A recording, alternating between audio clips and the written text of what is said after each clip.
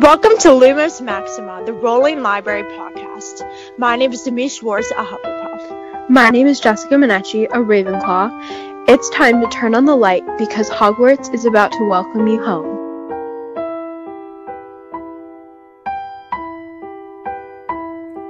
Hello everyone, welcome to episode 7 of Lumos Maxima, which is an extra magical one because 7 is the most magical number. Yes, it is, and this one is super special because it is about a topic that's near and dear to my heart. But first, I want to thank everybody for an awesome response on social media as per usual. Our Instagram and Twitter handle is at Lumos MaximaCast, and our Facebook page is Lumos Maxima, the Rolling Library Podcast. We also have a YouTube channel, which is Lumos Maxima, the Rolling Library Podcast, where we post bonus content. So please subscribe if you haven't already. Also, we have a voicemail line, so hit us up at 412-228-5435. We will feature your voicemail in a future episode. We have our very first voicemail message to share from our listener, Maddie. Hello, from your biggest fan. I love you guys. Thank you, Maddie, so much for your voicemail. It's awesome hearing from you. And if you guys haven't checked out episode 5 yet, you can listen to it and hear Maddie's thoughts on the Triwizard Tournament. And now, Jess, do you want to tell everybody our magical topic for episode number 7? Our topic is Thestrals. We're super excited to dive into the Thestrals in this episode, but right now, let's get into the recap of the latest issue of the Rolling Library magazine. Let's take a glimpse into the articles in the latest issue of the Rolling Library magazine. Issue number 42, which is June's issue of the Rolling Library magazine, is available now. You can check it out on therollinglibrary.com. Let's get into the articles. The cover article is called What's the Ichabod? This is all about J.K. Rowling's political fairy tale. We have my article, which is called Welcome to Dobby's Sorting. Which Hogwarts house does the elf belong in? This is a super fun article which is written from the Sorting Hat's point of view, so make sure to read it and find out which house Dobby gets sorted into. Next up is Jess's article. It's called What's in the Water? Magical creatures to watch out for on your summer holiday. This is the article we all need to get ready for summer. It gives a comprehensive guide to magical creatures that live in and near water. There's an article in here called Wave a Wand, Draco Malfoy. This is all about Draco's wand and it's super interesting. Also, if you're a Draco fan, please check out episode 6 of our podcast, which is all about Draco. We also have an article called Is the Creator of Azkaban the Cause of the Spanish Armada Sinking in 1588? This is a super fascinating article that analyzes this theory. Our last article is called Fantastic Beasts and How to End It. This is a super interesting article that imagines the ending of Fantastic Beasts. As always, we have a Wizarding World crossword puzzle and quote by Joe. Jess is going to read that for us. Differences of habit and language are nothing at all if our aims are identical and our hearts are open. Albus Dumbledore, Harry Potter and the Goblet of Fire. Now, let's get into the quote for this episode. It's time for Quick Quotes Corner. Today's quote is from chapter 34 of Order of the Phoenix called The Department of Mysteries. All his faith was in the beast below him, still streaking purposefully through the night, barely flapping its wings as it sped ever onward. In this chapter, Harry, Ron, Hermione, Ginny, Neville, and Luna are traveling on the backs of Thestrals to the Department of Mysteries to save Sirius Black. Here, the Thestrals are advantageous because they are invisible to Muggles and to most witches and wizards.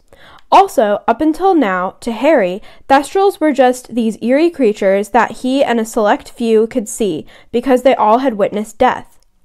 With Thestrals as his only option to get to the Ministry, Harry is forced to put his and his friends' lives in the creature's hands. It is through the quick bond that Harry forms with the Thestrals that give the crew a fighting chance to save Sirius. Without the Thestrals' help, more people could have died in the battle.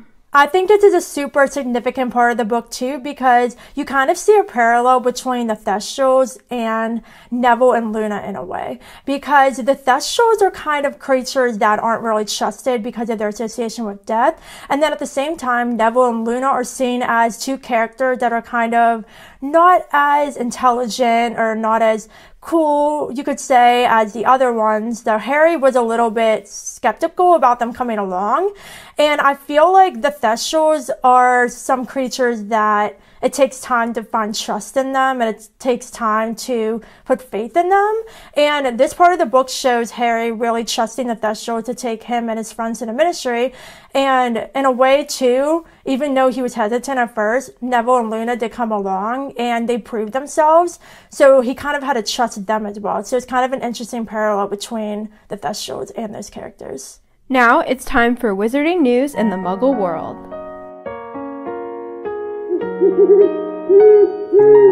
Hey, it's Polly, our owl. She's bringing us the Wizarding News in the Muggle World.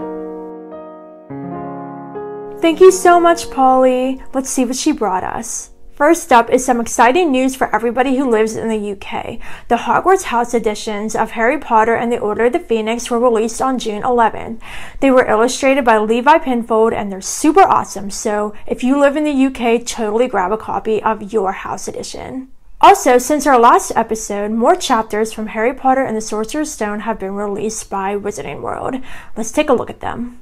Alison Sudol and Dan Fogler read Chapter 9, The Midnight Duel.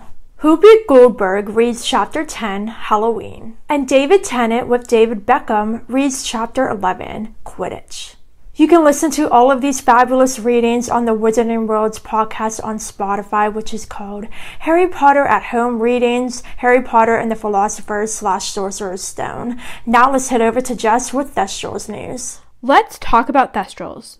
Thestrals are only visible to people who have witnessed death. They are black horses with white shining pupilless eyes, dragonish faces and necks, leathery bat-like wings, and black manes and tails. Their bodies are skeletal and fleshless, their skin clinging to their bones underneath glistening black coats. Thestrals are known for their fast flying abilities and insanely accurate sense of direction. In Harry's 5th year, Hagrid brings along a carcass for the Thestrals to eat during their Care of Magical Creatures class. Thestrals are attracted to the smell of blood, and the creatures come out of the forest to join the class and eat their fill. Contrary to popular belief, Thestrals are not bad omens or bad luck. Rather, they are gentle, useful, and clever creatures who are obedient to those who trust them. Nevertheless, the Ministry of Magic still classifies them as dangerous. Thestrals are associated with wizards who descend from the Celtic peoples. They are mainly found in the British Isles and Ireland, and can also be seen in parts of France and the Iberian Peninsula. In the Harry Potter universe, the only domesticated Thestrals live in the Forbidden Forest at Hogwarts, tended to by Hagrid, with Tenebris being his favorite.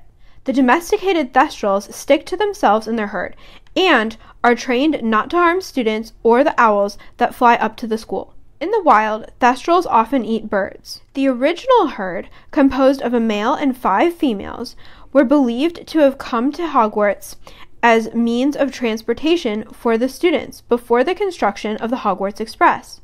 Today, Thestrals pull the carriages from the train station up to the school.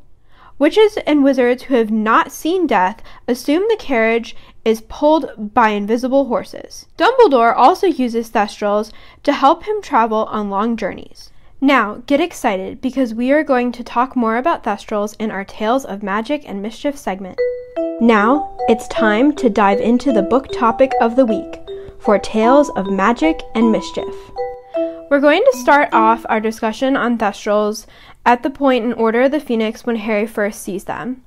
On the way to Hogwarts, Harry is sitting in a compartment with Ron, Hermione, Ginny, Neville, and Luna, and they pull up to Hogsmeade Station. Hermione and Ron have to get off to make sure that everybody else on the train has their stuff in order because they're prefects. And in the whole hubbub, when everybody's on the platform, they all get separated. So Harry's standing there and he's looking out for Ron and Hermione, and he looks at the carriages that are nearby. Previously, he thought that they were horseless because He didn't see the creatures that were there, but he looks over and suddenly there are creatures pulling these carriages, and he's like, huh? Like, am I seeing something? This is how Harry perceives the horses. Standing still and quiet in the gathering gloom, the creatures looked eerie and sinister. Harry could not understand why the coaches were being pulled by these horrible horses when they were quite capable of moving along by themselves. So this is like super strange for Harry because he's pretty sure that someone just like pulled a fast one on him, because he's like, oh no, these creatures are invisible. Like, why have they been replaced with these like ugly things that are supposed to, you know, keep us safe?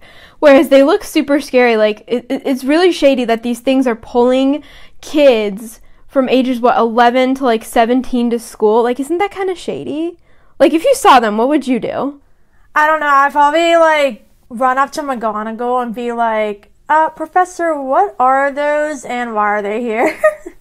Yeah, it's super shady, and Harry's freaked out because he asks Ron about the horses, and Ron is confused because he can't see them. And Harry wheels Ron about, and he actually puts him in front of a Thestral, and Ron is still like, I don't know what you're doing, mate. Like, are you okay? You know? And then later, Luna Lovegood comes over, and she's Harry considers her a little bit creepy in the beginning because she just kind of pops up out of nowhere. And she assures Harry that the Thestrals have always pulled the carriages and that she can see them too. And she says, don't worry, you're just as sane as I am. That doesn't make Harry feel any better. Here's this girl that is just kind of strange, you know, she's a little bit weird, she's a little bit odder than most.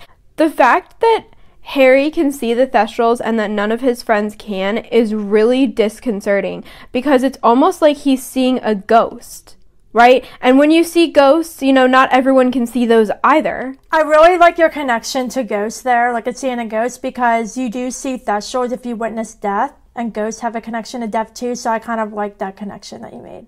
Well, you know, what is really cool about Thestrals is that once you can see them and you gain their trust, they are amazingly helpful.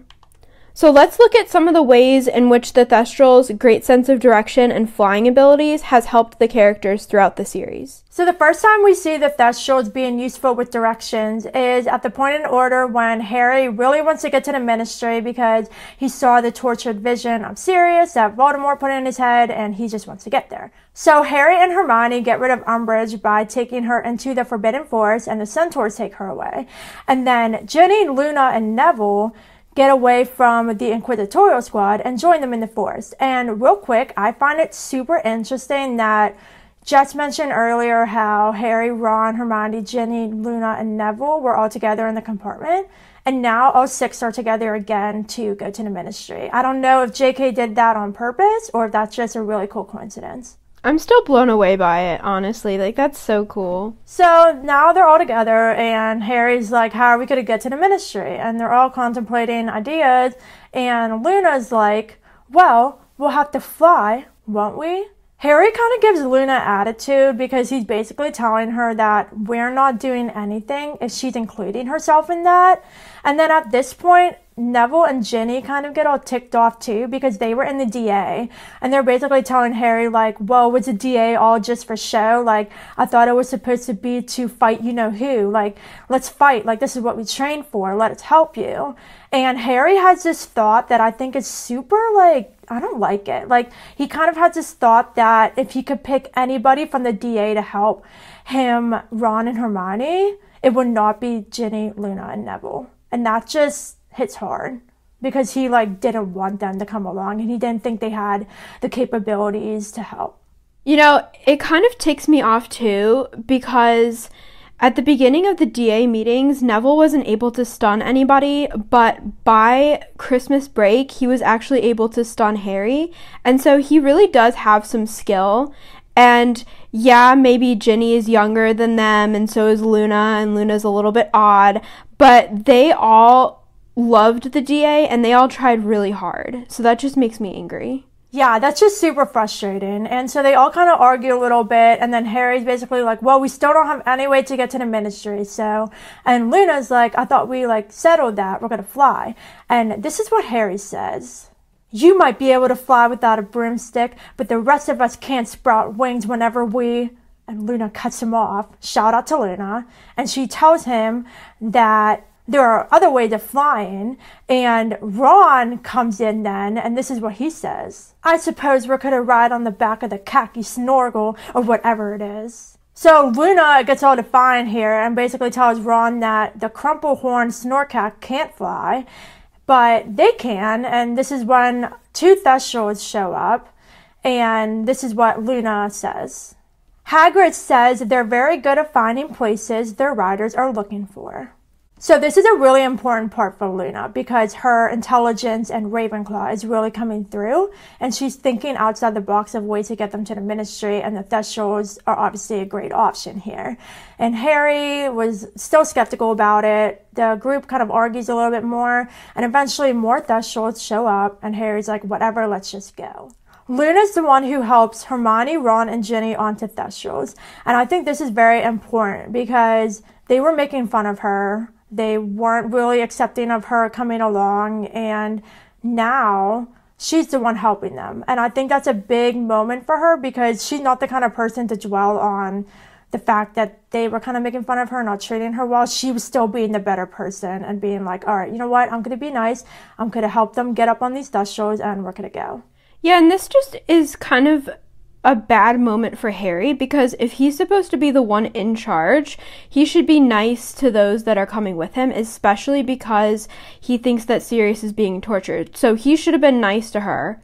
And also, like, this just shows how Luna is able to take command, right? She's just like, I'm not going to deal with this bickering. This is what we're doing. And let's go. This just shows that Luna has the potential to be a leader, and in this instance, she definitely was.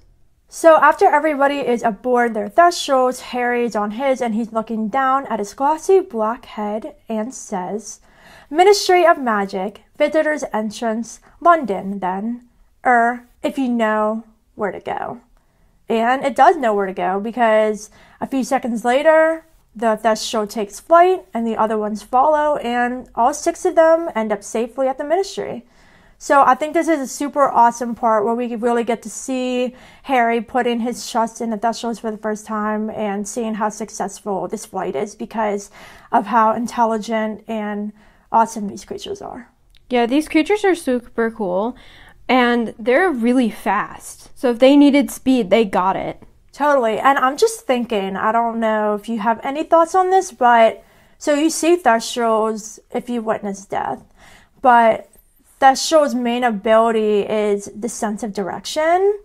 So I was trying to think of a connection between the death thing with seeing them with the sense of direction. Maybe it's like if you witnessed death, you kind of came to terms with it and experienced something traumatic and had to go through the cycle of grief. And maybe the direction that they have is kind of like you finding your own sense of direction after witnessing that.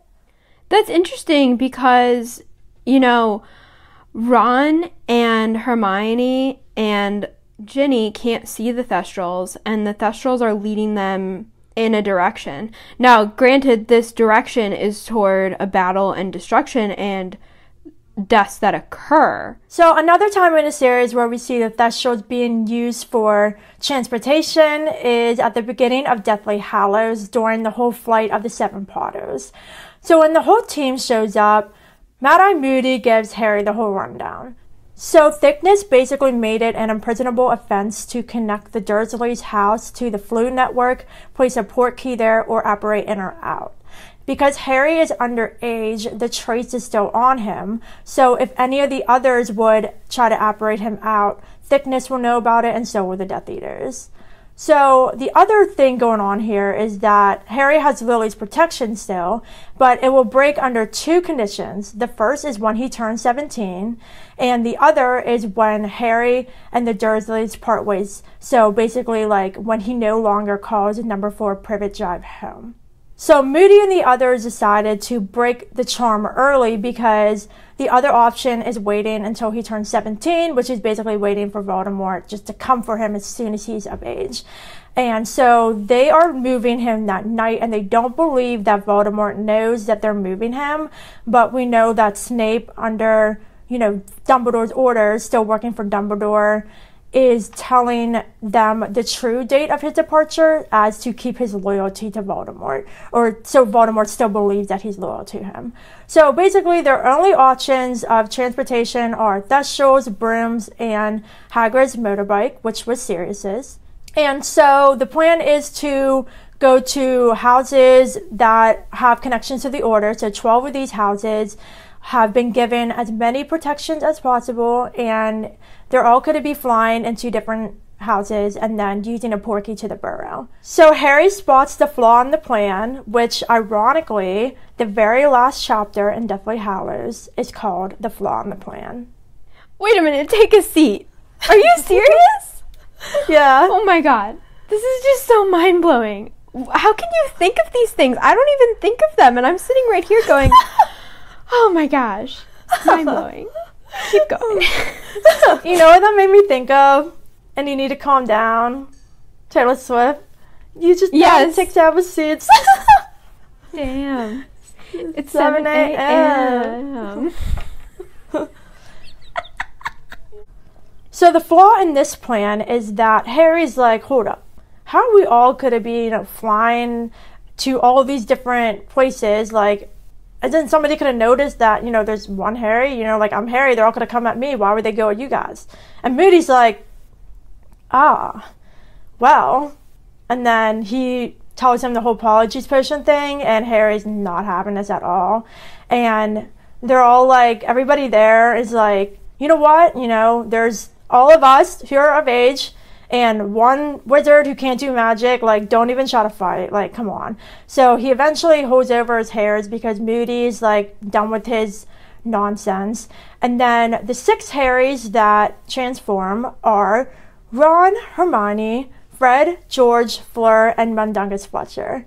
And so they're all paired up with the others, and there are 2 Thestrals that are being used. The first one is Bill is taking Fleur on a Thestral because she isn't fond of brooms. And also, Kingsley is taking Hermione on a Thestral because she isn't very comfortable with brooms either. So obviously, Voldemort and the Death Eaters join the chase, and sadly, Hedwig and Mad-Eye die. But I think it's very important that the Thestrals were used too, because the whole death symbolism, we have deaths from this flight, and oh my god, here we go again. I'm just thinking about it, guys. Ready? Are you ready for it? So Hedwig dies and Mad-Eye dies. So we have 2 deaths, and there were 2 Thestrals being used. Oh my god.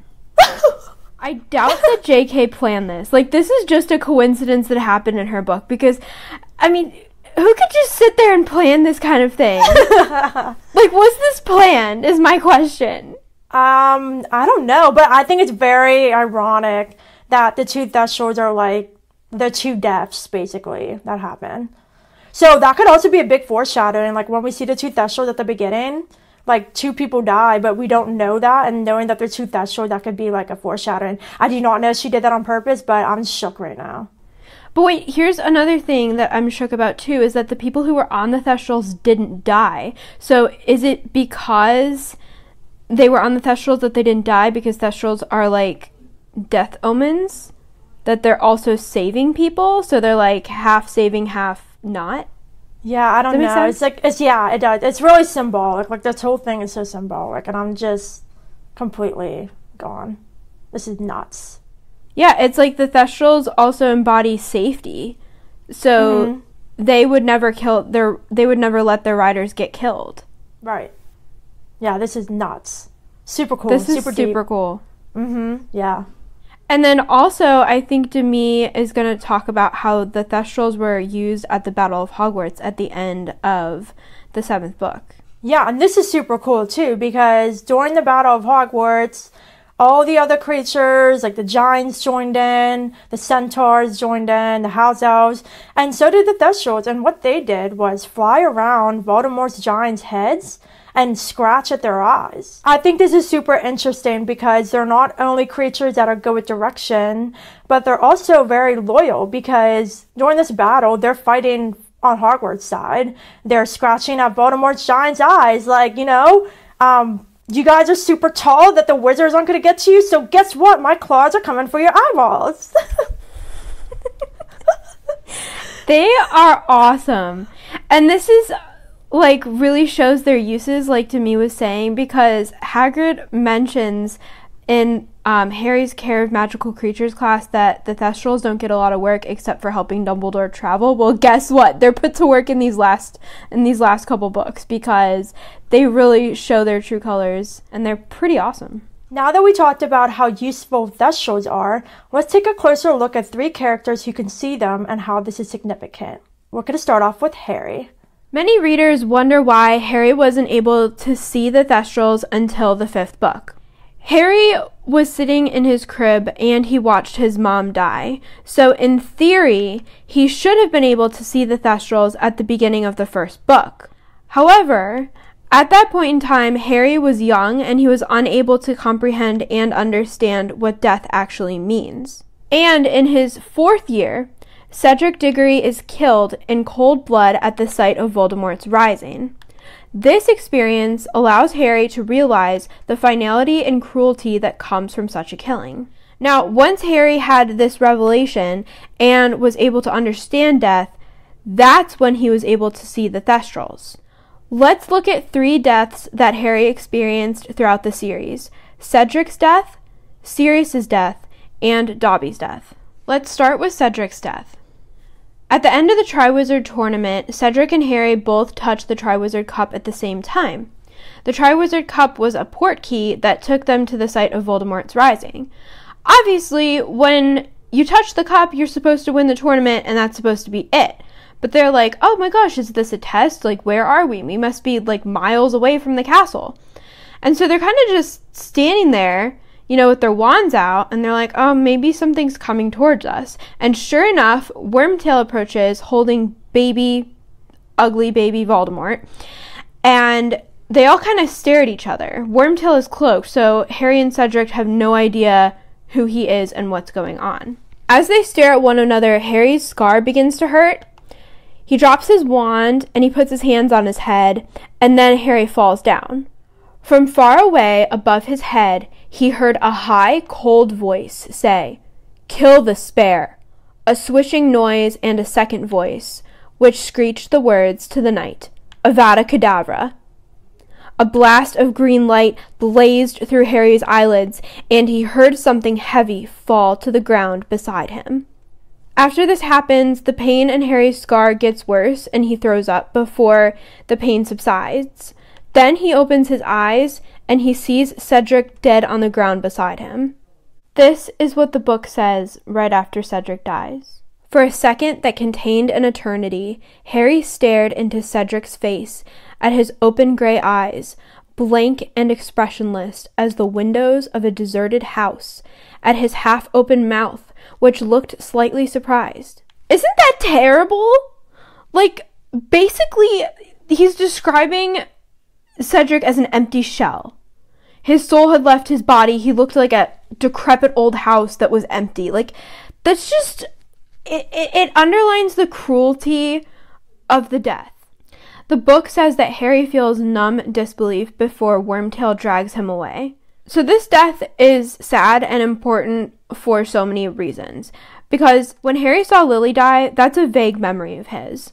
And although the Dark Lord didn't kill Cedric, Wormtail did with Voldemort's wand, it's still basically as if the Dark Lord killed him. So Harry is now able to understand the magnitude of what Voldemort's cruelty is. Voldemort killed Harry's parents because they were standing in the way of Harry, which was a threat that Voldemort wanted to get rid of. But those deaths had a motive behind them, because Voldemort wanted to get to Harry. But there was no motive or reason for Cedric to die, other than the fact that he was there and he was standing in the way. This cruelty scared and jarred Harry, and it caused Harry to have nightmares the next summer when he was home in Privet Drive. It also caused him to tell everybody he could that Voldemort was back, because he was also scared of what would happen if no one knew. This also was the catalyst that broke the camel's back, because it encouraged Harry to fight tooth and nail so that Voldemort wouldn't kill anybody else, so that more innocent lives wouldn't be lost. Harry also felt responsible for Cedric's death because he was the one who kind of said, no, you've won too, you deserve to touch the trophy, and now Cedric's gone. I feel like another reason why this is super traumatic is because Harry didn't have time to process it. Like you said, when they touched the Triwizard Cup and got to the graveyard, they didn't know what was happening. And Cedric's death was very abrupt and quick, and Harry didn't really have the time to process what was happening. And then afterward, he didn't have time to process his death either, because that's when the whole, rebirth thing started happening. Yeah, I mean, it was almost like, he had the summer months to kind of process it, but at the same time he didn't, because he was constantly being guarded, and then he got attacked by a Dementor, and then he was suddenly thrust into the Order. So he really didn't have too much time to come to terms with Cedric's death. No, and I don't think it helped either that at the school, everybody saw Harry bring Cedric's body back. So it's not only his own guilt, but basically, dealing with blame from other people, too. Yeah, that's true. Because a lot of people also didn't believe that the Dark Lord was back. They're like, Harry might have killed him to get the cup. Yeah, exactly. So it's just, all around a terrible situation. The next death that Harry experiences is Sirius's death, which, full disclosure, when I was reading this series for the first time, was the death that hit me the hardest. I was reading the Braille book at the time, and I remember it fell out of my hands and off my couch, and I literally collapsed on the couch sobbing. Aww. It was terrible. I think I was 10 years old when I read this. So let's talk about how Sirius dies. So they are all fighting in the Battle of the Department of Mysteries. Sirius is fighting Bellatrix. Dumbledore comes in, and everybody basically stops fighting except for those two. Sirius is goading Bellatrix on, saying, you can do better than that, because her spells aren't hitting him. And then before anyone can do anything, Bellatrix actually hits Sirius in the chest with a jet of red light. And the book says, "The laughter had not quite died from his face, but his eyes widened in shock." Harry's holding Neville at this point, and he releases Neville and jumps down the steps towards Sirius. Dumbledore also turns to the dais, but it's too late. It seemed to take Sirius an age to fall, his body curved in a graceful arc as he sank backward through the ragged veil hanging from the arch. And Harry saw the look of mingled fear and surprise on his godfather's wasted, once handsome face as he fell through the ancient doorway and disappeared behind the veil, which fluttered for a moment as though in a high wind, and then fell back into place. Previously, Harry had heard voices behind the veil, and when Sirius falls behind it, Harry's confused, because if there were voices behind the veil, that had to mean that the people were there, and the people were just waiting to reappear again. So Sirius had to reappear, right? Well, Harry tries to get to Sirius, but Lupin holds him back. And when confusion turns into understanding, Harry is defeated. He knows Sirius is gone, and then he decides to go after Bellatrix, which doesn't work out for him because, Voldemort and Dumbledore show up, and then they duel, and then Voldy takes Bellatrix away. So Harry doesn't really succeed in getting his revenge. So this death is one of the worst in the series. So again, Harry feels guilty because if he hadn't believed that Sirius was at the Department of Mysteries, he never would have come. And, Sirius died in the process, so he came to save Sirius, but yet Sirius still dies. And also, if he or Dumbledore had gotten there in time, the situation may have been prevented. Comparing the death to Cedric's, Cedric was defenseless and he was unable to prevent his death, but Sirius was not. Sirius had the choice to come to the Department of Mysteries, and he had his wand, so he was able to defend himself, and he did his best to do so, but again, he chose to fight and he died. So I guess because Sirius chose to be there, Harry shouldn't feel guilty. about Sirius's death. Or he shouldn't feel responsible, I should say. Sirius meant more to Harry than Cedric did. Sirius was the last family Harry had left. Sirius was stepping into his role as godfather for the first time. Harry was looking forward to spending holidays with him. He was looking forward to a life with Sirius after this was all over. All of this was ripped away when Sirius died. All of these dreams, all of these fantasies of being together, this was ripped away. That is what is really sad about this death. We could also say that Sirius's sacrifice was a prime example of good to Harry. He was a good person. He fought for what was right. And in this instance, we remember Sirius because he loved Harry so much. He was a good person. He fought for what he believed in. And even though he died in the effort, at least he died a courageous death.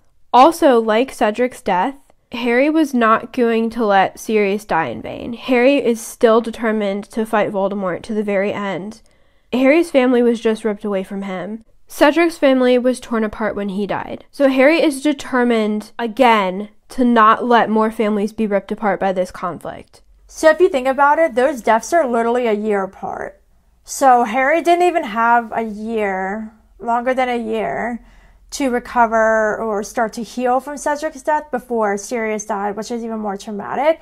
And I also think that this is the death that really shows that, like, earlier in the Order, they all said that, if you're a member of the Order of the Phoenix, your life is at risk and you're going to take that risk. And that if you die fighting, you're fighting for good and you're doing the right thing. And this is the first time that we really see an Order member get killed because of, what they were fighting for. And it's sad that it had to be Sirius, but this really puts into perspective for Harry that the members of the Order of the Phoenix know 100% what they're getting themselves into. And they still continue to fight even after this. This also reminds me of, in the beginning of the book, Mad Eye shows Harry a picture of the old Order of the Phoenix. And we see, the Potters, we see Sirius and Lupin and Wormtail, and we see Neville's parents. And we all know what happened to all of those people. We all know what became of them. And they're saying, oh, this time is going to be different. Like, less people are going to pass away. But still, people are going to pass away in the fight. And that's a sacrifice that has to be made. The final death that we're going to talk about that Harry witnessed is Dobby's death, which is arguably one of, probably the second saddest in the series for me. So everybody's trapped at Malfoy Manor, right? They're all screwed. But then Dobby appears, and they're like, oh my gosh, you can apparate out of this cellar? Cool, take us with you. So Dobby leaves with Ollivander, Dean, and Luna, and they go to Shell Cottage. Well, Dobby comes back just in time to rescue Ron, Hermione, Harry, and Griphook from the clutches of the Malfoys and the Death Eaters. But before Dobby disapparates, Bellatrix throws a knife at Dobby, and it hits him in the chest. So the fact that Dobby was actually able to get them to Shell Cottage with a knife protruding from his chest is just something that is, crazy awesome. Because as his life is literally leaving his body, his magic is too, the fact that his magic actually sustained them enough to get there is a miracle. They land outside of Shell Cottage, and Dobby sways on his feet. Harry and Dobby both look down at the knife in his chest, and that's when Harry knows that Dobby's a goner. Dobby stretches out his arms to Harry, and Harry catches him and lays him down. Harry pleads to Dobby, don't die, but obviously that's no use because we know he's going to die. The elf's eyes found him, and his lips trembled with the effort to form words. Harry Potter. And then, with a little shudder, the elf became still, and his eyes were nothing more than great glassy orbs, sprinkled with light from the stars they could not see. Even though this is super traumatic, and this is hands down the death that hit me the hardest on first read, the description has a sort of beauty to it in a way, with the way, the stars were sparkling in his eyes. And I just see a very different description between Dobby's death and, say, Cedric's. Because Cedric's was in cold blood, and You know, even though Bellatrix threw that knife at him, Dobby died very bravely.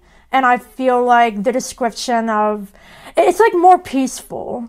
Like Cedric's description of like his death was more like cold, empty and stuff. But Dobby's like seeing the stars in his eyes and everything, and like a more peaceful feel to it. It gives like, I feel like him more closure because he died courageously and doing good for Harry. So there's just a very big difference between those two, I think. Yeah, I think so too. And comparing it to Sirius's death, like Dobby also knew the risk he was going to take to save Harry, right? He knew that there was a risk involved, but he didn't care. And what makes it even more, I guess I could say, interesting is that Dobby was free. He had no master of his own, but in a way, Harry turned out to be his master. Like, he did everything he could for Harry, right? He helped him in Chamber of Secrets because he thought that he was going to get killed. He helped them in order find the Room of Requirement. He did everything he could for Harry as if Harry was his own master, just because of the good that Harry showed Dobby in freeing him. Like, okay, even though Dobby kind of served Harry in a way, Harry didn't view him as a slave, and Dobby didn't refer to Harry as his master, but they still had that kind of relationship, but it was a healthier relationship rather than like a house elves and their masters would be. But I feel like that bond kind of breaking when Dobby died is what really hits hard for kind of, I feel like, both of them. Because if I'm remembering correctly, the very first thing that Dobby says in Chamber when he goes to see Harry is Harry Potter. And the very last thing he says is Harry Potter. Right, and also, if you think about it, elves are supposed to be timid and submissive, but Dobby was braver than all of them. He was probably braver than most wizards. Like, most wizards would have been like, okay, you're dead. Like, it's fine. Like, let Harry Potter die. The Dark Lord's here. You know, you got no hope. But Dobby's like, yeah, I got hope because the Malfoys were my masters, and, you know, I'm able to save Harry, so he did. And Harry appreciates what Dobby did for him. Like, Harry realizes that Dobby was brave and that Dobby was just an amazing elf. And the most honorary thing you can do for a soldier that's fallen is to dig them a grave, and that's what Harry does. I think it's even more powerful the fact that he didn't use magic. He did it the right way for the elf. And then he carved, you know, on the tombstone, here lies Dobby, a free elf. Like, he paid tribute to him and he gave him the burial that he deserved. And I feel like this is something else that hit me so hard every time. It's a burial.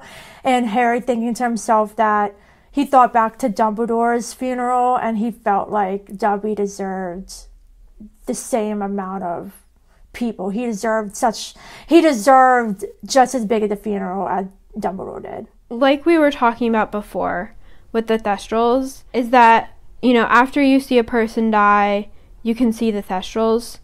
And maybe Thestrals, in a sense, do save people, like we were talking about with the Flight of the Seven Potters, but they're also have a little bit of an omen of eeriness and death, because after this point, Harry sees all of these deaths. So there's kind of a strange thing going on, because they embody safety, but they also embody death. So it's a very double-sided symbol. Next, we're going to talk about Luna. So we know that Luna is the one who first told Harry that she can see the Thestrals too. And in this moment, it rises in the reader's minds, well, who did Luna see die? And another part in the book that brings this up again and brings her mysteriousness up again is when, like before, when Jess was talking about with Sirius's death in that room with the archway in the Department of Mysteries, before the whole battle happened, when Harry and crew were trying to find the Hall of Prophecy, they went into the room with the archway, and there's a very good description in the book about the archway that I'm going to read here. There was a raised stone dais in the center of the lowered floor, and upon this dais stood a stone archway that looked so ancient, cracked and crumbling, that Harry was amazed the thing was still standing. Unsupported by any surrounding wall, the archway was hung with a tattered black curtain or veil. which, despite the complete stillness of the cold surrounding air, was fluttering very slightly as though it had just been touched. So let's just let that sink in. How mysterious is that? It's super strange because it's like a breeze is coming from another world or another dimension, and it's like beckoning you toward it. It like wants you to come closer. Yes, exactly. And speaking of that, Harry is very intrigued by this, and to him it has a sort of beauty about it, and he goes over to it, and then he starts to hear whispering and murmuring, and Hermione is super scared at this point, and she's like, Harry, come on, let's go, back away, because Harry's like getting closer and closer to it. And then this is when Luna says that she can hear the voices too, and that there are people in there, and Hermione's like, there isn't any in there, it's just an archway, there's no room for anybody to be there. Luna, on the other hand, agrees with Harry and what he is experiencing with the veil. And I think that this shows a big difference between Luna and Hermione, because Hermione's kind of closed-minded and Luna has the ability to be more open to the world around her. This is one instance where we all need to sit back and admire Luna, because like in real life, we know a lot of people who are closed-minded. We know a lot of people who have one opinion and that's what they believe and they're not going to change it. Whereas since Luna is open to all of these things, she is more able to experience the world. So after the battle of the Department of Mysteries and everybody's back at Hogwarts, Harry and Luna are together, and Harry's not feeling like, he doesn't want to go to the feast. He's feeling down about Sirius. And Luna, being the observant and caring person that she is, notices Harry's sadness and brings up Sirius and says, Ginny told me that he was your godfather. And Harry's not bothered by the fact that she's talking about Sirius. And at this moment, Harry remembers that Luna can see the Thestrals, and he asks her if she saw anybody die. This is what Luna says. Yes, my mother. She was a quite extraordinary witch, But she did like to experiment, and one of her spells went rather badly wrong one day. I was 9. And then she also tells Harry, I still feel very sad about it sometimes, but I've still got Dad. And anyway, it's not as though I'll never see Mum again, is it? Harry isn't too certain. He's like, is it? And then Luna says, oh, come on, you heard them just behind the veil. Didn't you? In that room with the archway. They were just lurking out of sight. That's all. You heard them. So I feel like this whole conversation with Harry not only shows them bonding and kind of the spark of a friendship, but it also shows Luna's ability, like we were saying before, to kind of believe the extraordinary. And in general, her being able to see the Thestrals due to her mom passing away when she was so young, this makes her a stronger person. It makes her more open. It makes her very accepting. And I feel like she matured quicker than the other students, because experiencing such a death like that when she was 9 versus Harry, his parents died when he was only a baby. So he didn't actually process that death at that time. But Luna, as a 9-year-old, as a child, is old enough to comprehend what was happening.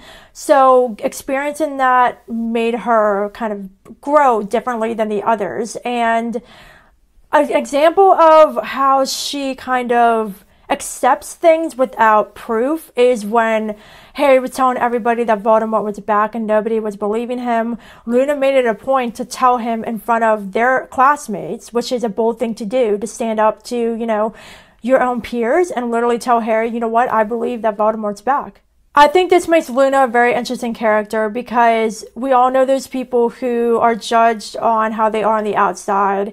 Luna is a little bit odd, but it isn't widely known that her mother died when she was 9, and that definitely contributed into the person she became. And I love how Harry and Luna have this connection, because it allowed her to be open, and it shows that this is who she is underneath, and it's such a great thing to see. I love how complex JK's characters are, because like real people, you see one thing on the outside, but on the inside, the person could be the same or completely different. And in this instance, we see the beauty and the awesomeness that is Luna. And that is why she's one of my favorite characters. Speaking of favorite characters, guess who we're going to talk about next? It's happening again, guys. It's happening again. Alright, we're going to talk about Neville. So during One Care of Magical Creatures class, Hagrid is taking everybody into the Forbidden Forest because the Thestrals prefer the dark. And when they get into the forest, Harry sees the Thestral, obviously, and he looks around and notices that only 2 other people seem to see them. One is Neville and the other is a Slytherin boy. So the class is in motion, and then Professor Umbridge turns up for one of her ridiculous inspections and notices that Neville can see the Thestral, and so she decides to ask him questions. I'm going to read this passage straight out of the book because, I can't with this whole part. "You can see the Thestrals, Longbottom, can you?" she said. Neville nodded. "Whom did you see die?" she asked, her tone indifferent. My granddad," said Neville. "And what do you think of them?" she said, waving her stubby hand at the horses, who by now had stripped a great deal of the carcass down to bone. Said Neville nervously, with a glance at Hagrid. "Well, they're, okay. Students are too intimidated to admit they are frightened," muttered Umbridge, making another note on her clipboard. "No," said Neville, looking upset. "No, I'm not scared of them." "It's quite all right," said Umbridge, patting Neville on the shoulder with what she evidently intended to be a reassuring smile, though it looked more like a leer to Harry. So, okay, first of all, I just can't believe that Umbridge is so, okay, I'm gonna say it. I think, she's so heartless that she's literally asking a 15-year-old student who they saw die with such an indifferent, careless tone. She doesn't care that this could be a sensitive topic. She just cares about being her, big high inquisitor and ruining Hagrid's reputation. She doesn't care that she's talking about such a sensitive thing with a student. Yeah, this just makes me hate her even more.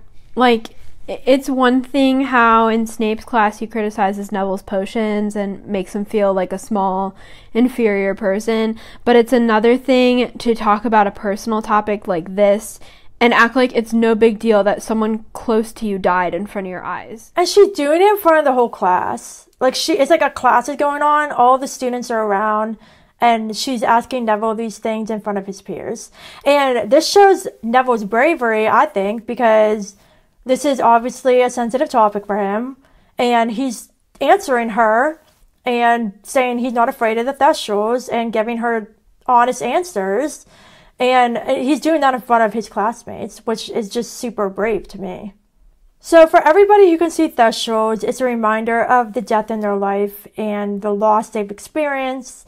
And for Neville, that goes beyond his grandfather because of the whole situation with his parents, Frank and Alice Longbottom, who were 2 highly respected Aurors, being tortured into insanity by Bellatrix Lestrange, who used the Cruciatus Curse. So during Christmas, Harry and crew go to St. Mungo's to visit Mr. Weasley.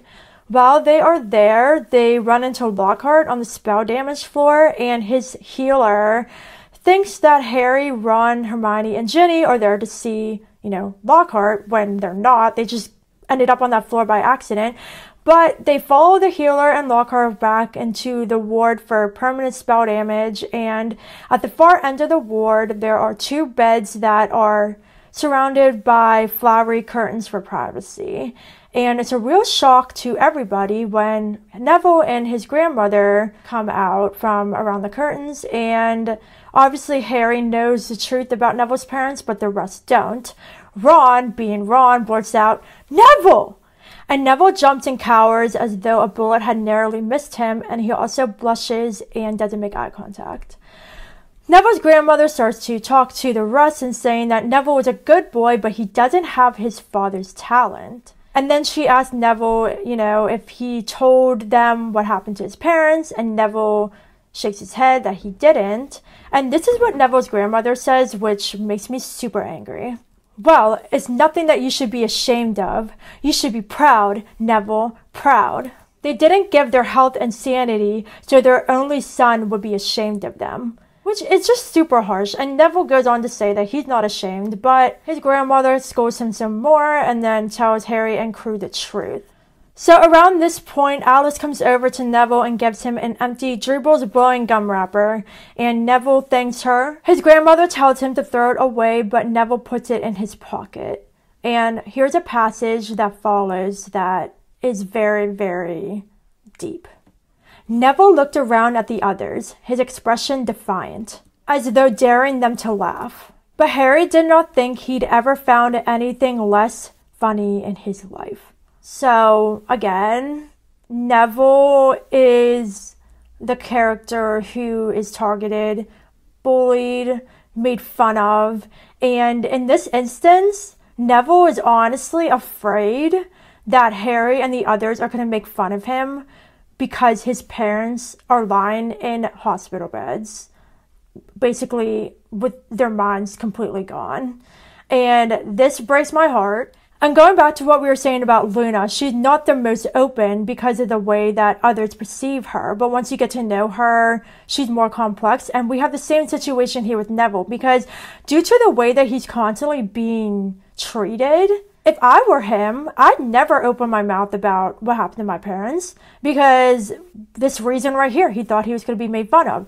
The only thing he knows is mistreatment, so why would he ever say anything? So going back to the Thestrals, Neville being able to see them and being reminded of his grandfather's death and what happened to his parents, like Harry and Luna, this gave him strength. Neville fought in all the battles in the Second Wizarding War, and he even killed Nagini. He was the last Horcrux. So if we wrap up by looking at all three of them, Harry, Luna, and Neville, we all see similarities, because what they experienced allowed them to be braver.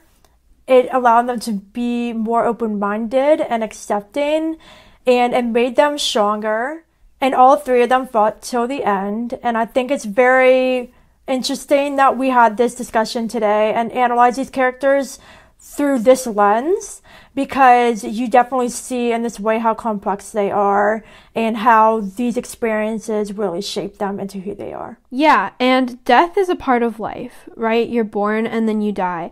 But you can also experience other people's deaths, and that defines you as a person. And we see here how the characters are defined by death. The Thestrals are symbolic in that it makes us focus on death and the things we've witnessed, and it really causes us to unpack the meaning behind our actions after we see death. Yeah, totally. And I think we also should talk briefly about how after the Battle of Hogwarts, everybody who fought in that battle and survived, they'll see Thestrals now, because they all witnessed loved ones and fellow Hogwartians and fighters fighting with them.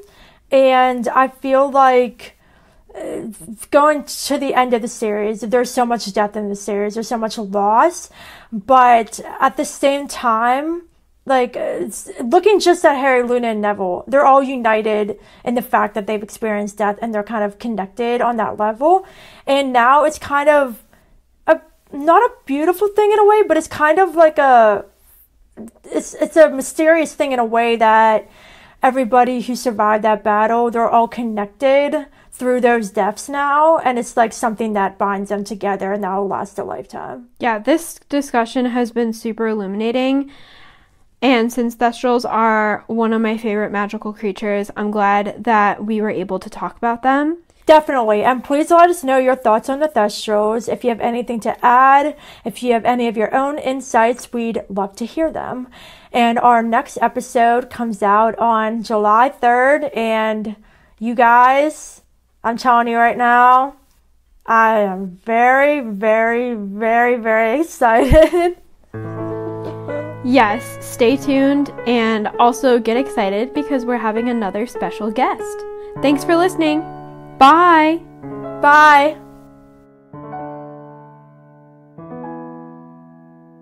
Thank you for coming back to Hogwarts with us in this episode of Lumos Maxima, the Rolling Library podcast.